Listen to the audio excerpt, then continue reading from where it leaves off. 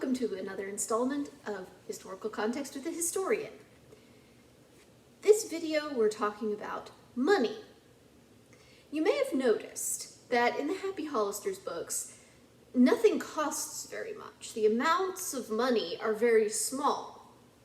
That's because there has been inflation going on in America for many decades.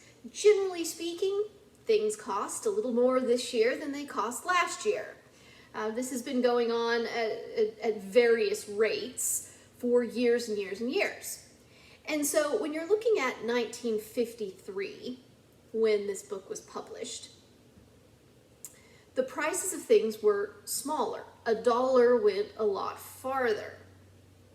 So what does that mean for the amounts of money that are portrayed in the Happy Hollisters books? Well, if we go back to the pirate play that the kids put on to raise some money for charity, they were charging $0.25 per ticket and they ended up with $7.50, which today is really very little.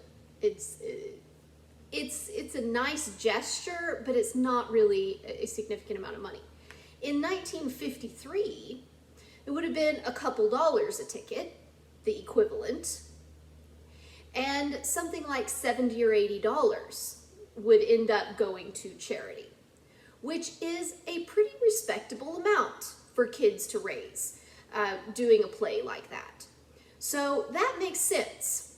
It's just a different value of the dollar from 1953. So their play would have raised something like $70 or $80, the equivalent today. Additionally, you may have wondered about the emerald that they find inside the lighthouse lamp that was embedded in the clay because it was in the ground, and then they took it to a jeweler and discovered that it was worth money. And the jeweler told them that the emerald would have been worth something like $500, which is a fair bit, even today. But at the time, it would have been more equivalent to something like $5,000, but in today's dollars. And so that was quite a valuable stone, actually, that they found. Their amazed reaction at the value of it was absolutely warranted.